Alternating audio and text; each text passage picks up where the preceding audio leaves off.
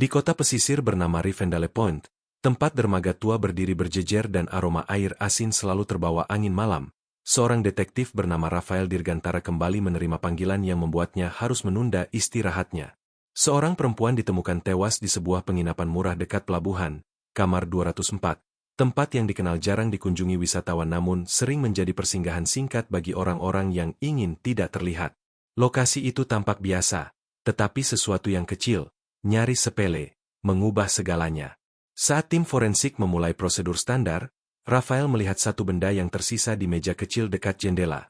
Sebungkus tisu basah yang hanya tersisa satu lembar. Begitu sederhana, namun sangat tidak wajar. Kamar itu tidak menunjukkan tanda-tanda perlawanan besar, tidak ada bercak darah berlebihan, tidak ada kaca pecah, dan tidak ada barang berharga hilang.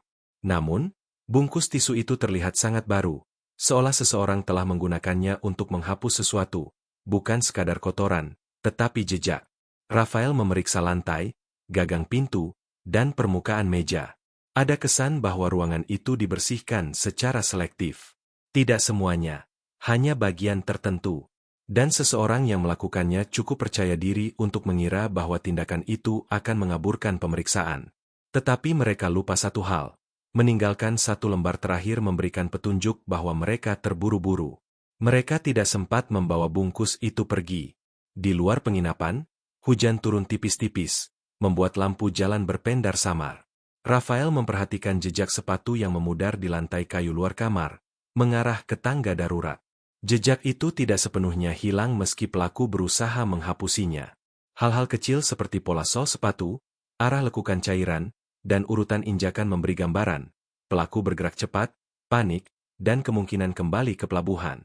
Korban bernama Lira Samudra, seorang staf administrasi gudang pelayaran. Dari data awal, ia dikenal pendiam, jarang bersosialisasi, namun beberapa minggu terakhir terlihat gelisah seperti menyembunyikan sesuatu. Raphael menandai catatan itu, sebab pembunuhan spontan jarang terjadi pada seseorang tanpa riwayat konflik. Ada motif yang lebih besar, dan tisu basah yang tersisa itu mungkin menjadi potongan pertama dari teka-teki panjang. Ketika Raphael berjalan keluar penginapan, ia menatap gedung-gedung tua yang berdinding batu, dipenuhi lumut dan bekas cat yang mengelupas. Kota Rivendell Point bukan tempat yang ramah bagi rahasia. Segala sesuatu cepat menyebar, namun menyempit pada sudut-sudut gelap yang jarang diperhatikan orang luar. Di antara aroma laut dan langkah-langkah nelayan yang pulang malam, Raphael tahu bahwa kasus ini tidak akan berhenti di penginapan kusam itu saja. Jejak pembersihan selektif, barang kecil yang tertinggal, dan keterkaitan korban dengan dunia pelayaran membuat Raphael menduga bahwa Lira mungkin membawa sesuatu yang tidak seharusnya ia simpan. Dan seseorang ingin memastikan bahwa rahasia itu ikut terkubur bersamanya. Tetapi sayangnya untuk pelaku, tindakan kecil yang tampaknya sepele, menyisakan satu tisu basah, menjadi kesalahan fatal yang membuka jalur pengejaran paling menarik yang pernah Raphael ikuti. Hujan di Rivendell Point belum juga berhenti ketika detektif Raphael kembali ke markas kecil kepolisian yang berada tidak jauh dari pelabuhan. Bangunan tua itu berdinding bata merah kusam dengan lampu koridor redup yang selalu berkedip seolah ikut menyimpan kelelahan kota. Raphael menaruh berkas pemeriksaan awal di meja kerjanya, lalu duduk sambil menatap peta besar pelabuhan yang tergantung di dinding. Di peta itu, jalur keluar masuk kapal terlihat seperti urat nadi yang menghubungkan berbagai rahasia yang tersembunyi di balik hiruk-pikuk perdagangan laut. Satu hal mengganggu pikirannya sejak ia meninggalkan TKP, tindakan membersihkan ruangan secara sebagian. Pelaku tampaknya tahu titik-titik mana yang penting, seperti gagang pintu, meja dekat jendela, dan area sekitar tempat tidur. Selain itu, lantai dekat kamar mandi terlihat sedikit lebih mengilap dibanding bagian lain, menandakan ada cairan yang sebelumnya dilap dengan tisu. Hal tersebut menunjukkan bahwa pelaku bukan sekadar orang awam, melainkan seseorang yang mengerti dasar-dasar penghilangan jejak. Raphael membuka file tentang Lira Samudra lebih dalam. Wanita itu bekerja di gudang pelayaran Aurora, sebuah tempat yang menangani penyimpanan dan distribusi kontainer sebelum masuk ke kapal kargo rute luar negeri. Tempat itu tidak terkenal, tetapi memiliki sejarah panjang dengan berbagai perusahaan besar. Dalam catatan kepegawaian, Lira tercatat disiplin. Tidak ada masalah pribadi, tidak ada catatan konflik dengan kolega, tidak ada keluhan dari atasan. Semua tampak terlalu rapi, justru mencurigakan. Orang yang tampak terlalu lurus biasanya menyembunyikan sesuatu, Bukan karena jahat, tetapi karena takut. Beberapa minggu lalu, Lira sempat mengambil cuti mendadak selama 2 hari, tanpa alasan jelas. Catatan itu diremehkan oleh bagian HRD karena cuti singkat adalah hal lumrah. Namun bagi Rafael, itu menjadi titik awal. Ada kemungkinan sesuatu terjadi di waktu itu. Mungkin ia melihat sesuatu, menemukan sesuatu, atau seseorang memberikan ancaman. Rafael kemudian memeriksa barang-barang korban yang ditemukan di penginapan. Tidak banyak. Tas kecil, dompet tanpa uang tunai, kartu identitas, dan sebuah buku catatan tipis dengan halaman belakang yang robek. Robekan itu bersih, seolah sengaja diambil seseorang. Lagi-lagi jejak ini tidak kasar, melainkan dilakukan oleh seseorang yang tahu persis bagian mana yang harus diambil. Seperti seseorang yang ingin sebuah pesan hilang, tetapi tidak ingin memperlihatkan bahwa pesan itu ada. Di dalam catatan itu, Rafael melihat goresan-goresan kecil yang seolah menunjukkan Lira sedang menghitung sesuatu. Angka-angka berulang muncul di beberapa halaman, 7-14-3, 14 September 20, dan rangkaian lain yang tampak seperti kode. Tidak ada penjelasan, tidak ada catatan lain yang memberi konteks. Namun pola angka yang berulang itu mengingatkannya pada sistem penomoran kontainer pelabuhan. Jika benar begitu, Lira mungkin terlibat dalam sesuatu yang berhubungan dengan perpindahan barang ilegal. Atau setidaknya ia melihat proses yang melibatkan kontainer tertentu. Menjadi saksi tidak diinginkan di pelabuhan bukan hal baru. Banyak hal terjadi di lingkungan itu, pengiriman barang selundupan, pergantian label kontainer, atau permainan data antara pihak gudang dan nahoda kapal.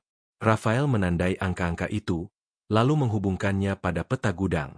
Pola mulai terlihat, angka tersebut cocok dengan jalur penyimpanan kontainer Blok 7. Tempat barang berharga dan kiriman bernilai tinggi sering diproses. Jika Lira terlibat dengan blok itu, secara sengaja atau tidak, pelaku yang membunuhnya bisa saja seseorang dari lingkungan kerja, seseorang yang ingin memastikan tidak ada satupun saksi yang tersisa. Namun masih ada yang mengganjal, tisu basah yang tersisa 1 lembar. Dalam kasus pembersihan jejak, pelaku biasanya membawa alat khusus, bukan mengandalkan tisu basah murah dari minimarket. Artinya, tindakan itu impulsif. Pelaku berusaha menutup jejak dengan apapun yang tersedia di kamar. Ini menandakan 2 hal. Pelaku tidak merencanakan pembunuhan itu di tempat tersebut, dan kemungkinan mereka mengenal korban cukup dekat untuk masuk tanpa memaksa pintu. Dengan kombinasi fakta itu, Rafael mulai melihat arah penyelidikan baru. Pelaku bukan pembunuh profesional, tetapi seseorang yang panik setelah mengetahui sesuatu yang dipegang Lira. Dan dalam kepanikan itu, mereka membersihkan sebagian jejak, menghilangkan sebagian catatan, namun justru meninggalkan pola yang menunjukkan bahwa kejaran ini baru dimulai. Rafael berdiri, mengambil jasnya, dan menuju pelabuhan. Jejak berikutnya jelas akan ditemukan di gudang Aurora, tempat Lira bekerja. Di sanalah rantai fakta akan mulai mengarah ke sosok pelaku yang kemungkinan besar tidak pernah menduga bahwa satu tisu basah yang tertinggal akan menjadi kunci yang menyeretnya keluar dari persembunyian. Sore merayap perlahan ketika Rafael tiba di gudang pelayaran Aurora, sebuah bangunan besar berarsitektur industrial tua yang berdiri di sisi timur pelabuhan Rivendale Pond. Pipa besar menggantung di langit-langit gudang, dan deretan kontainer berwarna biru pucat tersusun rapi seperti tembok baja yang menyimpan puluhan misteri terselubung. Aktivitas gudang mulai berkurang menjelang malam, membuat suara langkah Rafael bergema di antara jalur penyimpanan kontainer. Ia memulai penyelidikan dengan meninjau Blok 7, area penyimpanan yang sebelumnya dicurigai memiliki keterkaitan dengan catatan angka Lira. Blok itu nampak berbeda dari area lainnya. Tidak ada tumpukan barang yang berlebihan, tidak ada pekerja yang berlalu lalang. Justru terlalu sepi untuk ukuran tempat yang biasa digunakan untuk menyimpan barang bernilai tinggi. Rafael memperhatikan pola goresan roda forklift yang jarang, seolah area ini sengaja dihindari beberapa hari terakhir. Dari kejauhan, sebuah lampu gantung berayun pelan oleh angin laut yang masuk melalui celah pintu besar. Cahaya kuningnya jatuh langsung ke sebuah kontainer yang memiliki nomor seri sangat familiar, 714-3. Angka itu adalah yang pertama di buku catatan Lira. Tanpa menyentuh apapun, Rafael melihat segel kontainer itu sedikit bengkok, tanda bahwa seseorang pernah membukanya secara tidak benar, mungkin tergesa-gesa. Namun bagian paling mencurigakan adalah noda kecil berwarna gelap pada bagian pegangan pintu kontainer. Bukan darah, bukan oli, tetapi semacam bekas cairan pembersih yang mengeluarkan aroma samar. Pola yang sama seperti yang ditemukan di kamar penginapan. Hal itu menguatkan dugaan Rafael bahwa Lyra sempat membuka kontainer tersebut sebelum kematiannya. Pertanyaannya adalah, apa yang ia lihat di dalamnya? Jika ia menemukan sesuatu yang berbahaya, itu bisa menjadi alasan mengapa seseorang mengejarnya hingga ke penginapan malam itu. Rafael mencari rekaman CCTV gudang untuk melihat aktivitas beberapa hari terakhir. Ruang kamera pengawas berada di lantai 2, menghadap langsung ke area pemuatan kontainer. Orang yang bertugas hari itu, seorang staf administrasi muda, mengizinkan Rafael memeriksa rekaman. Namun ketika ia membuka folder berisi tanggal yang dituju, ada sesuatu yang sangat janggal. File rekaman untuk 2 hari terakhir hilang. Tidak rusak, tidak korup, tetapi benar-benar dihapus dengan rapi. Terlalu rapi untuk dianggap kecelakaan. Kehilangan rekaman pada hari-hari krusial hampir selalu mengarah pada keterlibatan orang dalam. Tidak perlu peretas profesional. Cukup seseorang dengan akses komputer kantor. Dan Rafael tahu bahwa Lyra bekerja di divisi administrasi yang mengurus data kontainer. Ia bisa saja mengetahui seseorang yang memiliki akses penuh terhadap rekaman tersebut, dan justru menjadi ancaman bagi rencana pelaku. Rafael menuruni tangga dan kembali ke blok 7. Kali ini memperhatikan lingkungan sekitarnya lebih detail. Ia melihat bekas ban mobil kecil pada lantai beton, mengarah ke pintu samping gudang.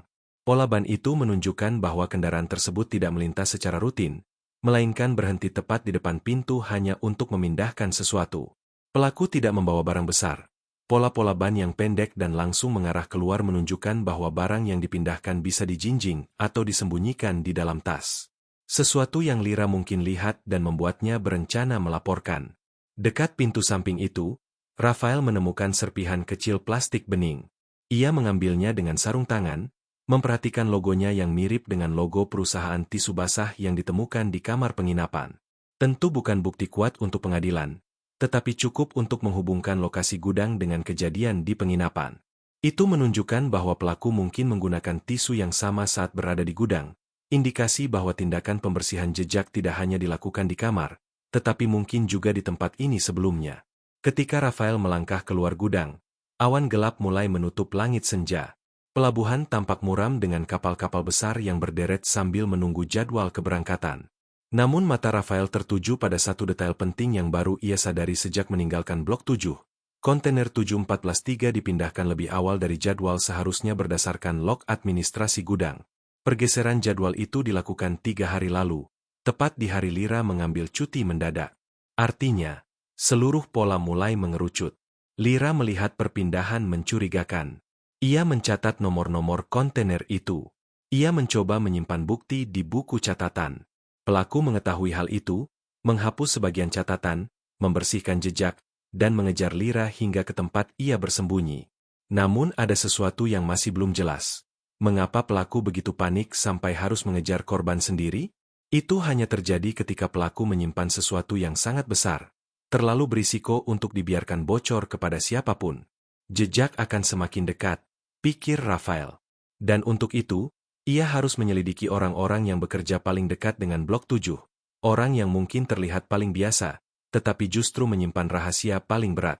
Malam merambat perlahan ketika Rafael meninggalkan gudang Aurora. Udara pesisir membawa aroma asin bercampur lembab.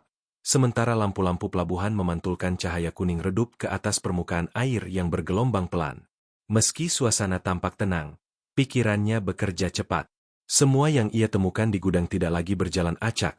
Sebaliknya, potongan-potongan itu mulai menyatu menjadi rangkaian peristiwa yang menjelaskan bagaimana Lyra terjebak dalam sesuatu yang tidak pernah ia rencanakan. Rafael memahami bahwa langkah selanjutnya bukan lagi sekadar mengamati tempat. Ia harus menelusuri orang. Di gudang Aurora, hanya 4 orang yang memiliki akses penuh ke data kontainer, rekaman CCTV, dan pencatatan pemindahan barang. Lyra adalah salah satunya. 2 staf lainnya bekerja dengan shift reguler, jarang mendekati blok 7. Hanya satu nama yang terus muncul berulang dalam laporan, meski tidak pernah terlalu mencolok, Alden Raksana, kepala shift gudang malam, yang memiliki reputasi tenang, jarang berbaur, dan dikenal sebagai seseorang yang bekerja rapi. Deskripsi yang sangat cocok dengan sifat pelaku yang Rafael kejar. Alden adalah orang terakhir yang tercatat memindahkan kontainer 7413 sebelum jadwal yang tidak wajar itu terjadi. Ia juga satu dari sedikit orang yang tahu cara menghapus rekaman CCTV tanpa meninggalkan jejak mencolok. Dan yang paling menarik, ia tidak hadir di gudang sejak pagi tadi dengan alasan sakit, tetapi ponselnya tidak aktif sejak semalam. Terlalu banyak kebetulan dalam satu waktu. Rafael memutuskan untuk mengunjungi area tempat tinggal Alden, yang tidak jauh dari sisi barat Rivendell Pond. Lingkungan itu dipenuhi bangunan-bangunan apartemen tua dengan tangga sempit, besi karatan, dan lampu lorong yang tergantung miring. Kendaraan jarang lewat kecuali beberapa pengantar barang atau nelayan yang pulang larut. Bangunan itu tampak sunyi, seolah memiliki aturan tidak tertulis untuk tidak peduli pada tetangga. Saat Rafael naik ke lantai 3, ia memperhatikan sesuatu yang mencurigakan. Pintu flat nomor 3B, tempat Alden tinggal, sedikit terbuka. Tidak lebar. Hanya celah kecil seperti seseorang meninggalkannya terburu-buru. Rafael berhenti sejenak, mendengarkan. Tidak ada suara televisi, tidak ada bunyi hentakan kaki, dan tidak ada tanda bahwa seseorang berada di dalam. Dengan perlahan, ia mendorong pintu. Ruangan itu berantakan, tetapi bukan seperti tempat seseorang tinggal sembarangan. Justru sebaliknya, ketidakteraturan itu tampak dibuat-buat. Laci-laci ditarik keluar namun isinya masih rapi. Beberapa pakaian dilemparkan ke lantai namun tidak kusut, dan bahkan meja makan memiliki noda tumpahan air yang tampaknya sengaja dituangkan. Keadaan itu mengingatkannya pada kamar penginapan, pembersihan jejak yang tidak tuntas. Pelaku ingin membuat kesan bahwa ia pergi terburu-buru, padahal semua pola terlalu teratur untuk benar-benar kacau. Di dekat tempat tidur, Rafael menemukan benda yang membuat semuanya semakin jelas. Bungkus tisu basah yang sama, kali ini kosong sepenuhnya. Kemasannya terlipat rapi dan dilempar ke pojok ruangan, seolah menjadi bukti yang tidak sempat dibuang. Temuan itu menjadi penghubung kuat antara Alden dan TKP pembunuhan. Namun hal paling mencolok bukanlah bungkus tisu itu, melainkan peta kecil pelabuhan yang tergeletak di meja kerja Alden. Peta itu diberi tanda tinta merah pada area dermaga yang jarang dipakai kapal besar, dermaga 12, dermaga yang lebih sering digunakan kapal kecil atau perahu pribadi. Dari segi penyelundupan, tempat itu ideal karena tidak banyak penjaga dan jarang dipantau CCTV. Di samping peta, Rafael menemukan tiket kapal kecil dengan tanggal keberangkatan besok pagi, rute menuju pulau terpencil yang hampir tidak berpenghuni. Alden jelas sedang bersiap kabur. Artinya, ia menyadari bahwa waktu untuknya semakin sedikit. Rafael menilai situasi itu dengan cermat. Jika Alden benar-benar pelaku, berarti ia tidak hanya membunuh Lyra, tetapi juga terlibat dalam pemindahan barang ilegal dari kontainer 7143. Motifnya mungkin bukan dendam pribadi, melainkan ketakutan bahwa apa yang Lyra lihat dapat menghancurkan jaringan yang ia lindungi, atau bahkan dirinya sendiri. Langkah berikutnya adalah memastikan bahwa Alden tidak sempat pergi ke dermaga besok pagi. Karena itu, Rafael memutuskan untuk menunggu perkembangan di dekat dermaga 12 malam ini, berharap pelaku tidak menunda keberangkatannya. Ia turun dari apartemen tua itu dan menuju pelabuhan dengan langkah mantap. Di antara kabut laut yang mulai turun dan suara ombak yang memecah pelan, Rafael merasakan bahwa kejaran ini berada di titik paling krusial. Dermaga 12 tampak sunyi saat ia tiba. Lampu-lampu di sana redup, beberapa bahkan tidak menyala. Tidak ada aktivitas kecuali suara tali kapal yang berayun tertiup angin. Rafael memilih posisi mengamati dari balik tumpukan peti tua. Ia menunggu, tidak bergerak, tidak bersuara. Waktu berlalu perlahan, namun keheningan itu tidak meninabobokan instingnya. Baru sekitar 1 jam kemudian, Rafael melihat sosok berpakaian gelap muncul dari arah bangunan tua di pinggir dermaga. Cara berjalan itu, sikapnya yang terus melihat ke sekitar, dan langkah cepat yang menandakan kecemasan, semua cocok dengan profil orang yang sedang melarikan diri. Alden telah muncul. Dan kejaran yang dimulai dari satu tisu basah kini hampir mencapai klimaksnya. Angin malam di dermaga 12 bertiup pelan, membawa aroma asin bercampur bau kayu basah yang mengelupas dari dermaga tua. Cahaya lampu kuning yang remang hanya cukup untuk memperlihatkan garis-garis kasar pada papan kayu dan bayangan kapal kecil yang terikat longgar di sisi kanan. Rafael menurunkan napasnya, menjaga agar tubuhnya tetap rendah di balik tumpukan peti. Ia tahu sosok yang berjalan menuju dermaga itu adalah bagian akhir dari teka-teki yang selama ini ia kejar. Alden Raksana datang seorang diri, mengenakan jaket hitam lusuh dengan tas ransel kecil di punggungnya. Gerakannya cepat namun gugup, Seperti seseorang yang telah menghitung waktu dengan sangat hati-hati. Rafael memperhatikan cara pria itu mengintip ke sekeliling sebelum melangkah ke arah perahu kecil yang tampaknya sudah ia siapkan sebelumnya. Langkahnya tidak terlalu mantap, seolah seluruh beban rahasia yang ia bawa membuat kakinya tidak lagi familiar dengan tanah. Rafael tetap diam, menunggu momen yang tepat. Pelabuhan sunyi, terlalu sunyi bagi seseorang yang sedang melarikan diri. Alden berhenti di sisi kapal, membuka tasnya, dan mengeluarkan sebuah map hitam tebal yang dibungkus plastik agar tahan air. Ia memeriksa isi map itu sejenak, memastikan semua dokumen masih ada. Rafael memahami apa yang ia lihat, bukti transaksi selundupan. Dokumen yang cukup untuk menjelaskan mengapa Lyra menjadi target pembunuhan. Lyra, tanpa ia sadari, telah membuka kontainer yang berisi barang yang tidak seharusnya ia lihat, barang yang mungkin berkaitan dengan jaringan penyelundupan berharga tinggi.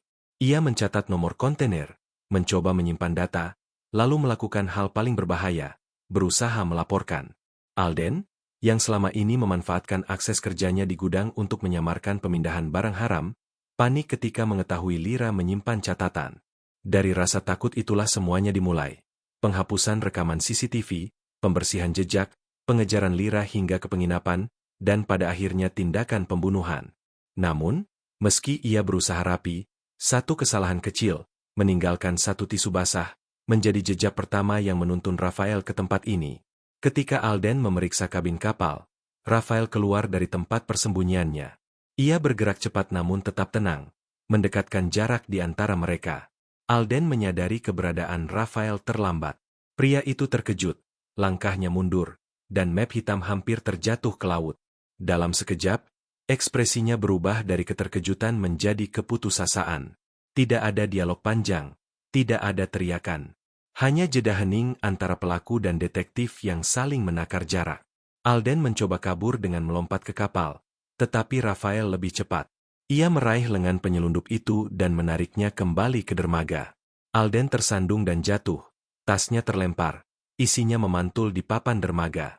Upaya pelarian Alden sepenuhnya gugur saat Rafael memborgolnya dengan gerakan tegas. Pria itu tidak melawan banyak, seolah seluruh energi yang ia gunakan untuk melarikan diri dalam beberapa hari terakhir telah habis. Ia hanya terduduk, menunduk, dan perlahan tubuhnya bergetar, campuran antara pasrah dan panik. Rafael memeriksa tas Alden. Di dalamnya terdapat beberapa dokumen keuangan ilegal, catatan pengiriman yang sengaja diubah, dan bukti kontak dengan orang luar yang sering bertransaksi di dermaga 12. Itu lebih dari cukup untuk membuktikan keterlibatannya dalam penyelundupan sekaligus pembunuhan. Ketika pengamanan pelabuhan tiba tak lama setelah Rafael menghubungi mereka, Alden sudah siap dibawa pergi. Tidak ada drama tambahan. Kasus ini tidak membutuhkan pengakuan panjang. Bukti telah berbicara jauh lebih keras daripada penjelasan siapapun. Pagi tiba perlahan. Matahari naik dari balik horizon laut. Sinarnya memantulkan kilau keemasan di permukaan air. Rivendell Pond yang tadi malam tampak kelam kini perlahan kembali berdenyut kehidupan. Nelayan mulai bersiap berangkat, kapal-kapal kargo menyalakan mesin, dan suara sirene pelabuhan kembali terdengar. Rafael berdiri di tepi dermaga, menatap cahaya pagi yang menyapu seluruh kota. Ia memikirkan Lyra, seorang perempuan yang tidak ingin terlibat, tetapi kebetulan menemukan sesuatu yang terlalu besar untuk disimpan sendiri. Keberaniannya mencatat nomor kontainer, meski hanya di buku kecil sederhana, pada akhirnya menyelamatkan banyak orang dari jaringan penyelundupan yang selama ini tersembunyi. Bagi Rafael, kasus ini bukan hanya tentang menangkap pelaku. Ini tentang bagaimana sesuatu yang kecil dan tampak sepele, tisu basah yang tersisa satu lembar, dapat menjadi titik awal dari rantai kejaran yang membawa kebenaran ke permukaan. Ketika langkah Rafael menjauh dari dermaga dan matahari pagi menyinari Rivendell Pond, kota itu terasa sedikit lebih lega. Kasus telah selesai, benar-benar selesai. Dan dalam diam, Rafael tahu bahwa terkadang, kemenangan terbesar seorang detektif bukanlah tepuk tangan atau penghargaan, tetapi memastikan bahwa seseorang seperti Lyra akhirnya mendapatkan keadilan yang layak.